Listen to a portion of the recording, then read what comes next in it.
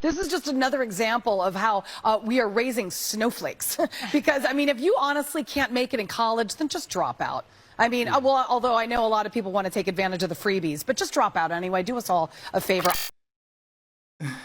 Fox News is just like stupid talk. Like they gather around the campfire and they just say things. And it's always stupid, because college kids couldn't possibly be dealing with, regular factors in life. What if they're just broke like a lot of college kids are? What if they're really struggling with their courses? What if they're going through something completely unrelated in their lives, like maybe with their family, or who knows what they could have been dealing with?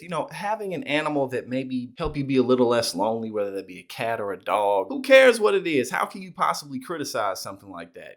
But of course, when you acknowledge the fact that you're a human being, that's what makes you a snowflake. Again, so they just gather around the campfire and they pretend like they themselves aren't human beings, which of course we know they whine and complain all the time. Kaylee, I don't think these kids need cats. I think they need discipline. I think they need a slap in the face. And of course, this is coming from the same group of people who to this day won't acknowledge and admit that Donald Trump lost the 2020 election rather handily. They're trying to creep and tiptoe over to Ron DeSantis, but we'll see how much spine and backbone they actually have to do that. These are the same people who whine and complain about Colin Kaepernick taking a knee because apparently that's not the way to go about it. But, going about protest against the white supremacist establishment, there's never a right way to go about that, as we know. They canceled Nike. They threw out their Keurig machines. Tucker Carlson's always whining and complaining about, we're getting replaced by these immigrants. So again, the same group of people who are always whining and complaining about everything. They still talking about Hunter Biden's laptop. No one cares about that. And of course, now that the Republicans have taken the House, they're going to, go after Joe Biden. They're going to impeach him, even though they know there's nothing really legitimate to do that on. So again, the irony of it all, that they're calling other people snowflakes. These are kids that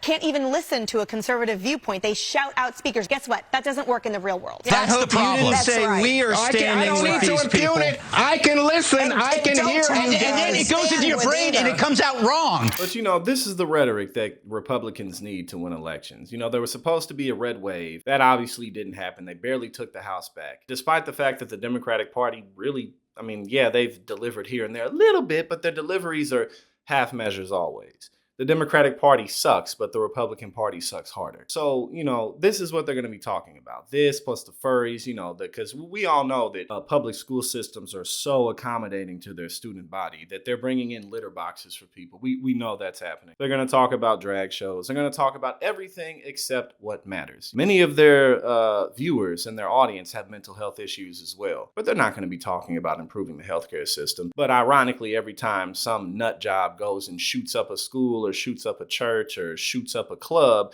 then they start talking about mental health issues. But of course, they're not serious about it then either. So this is the GOP.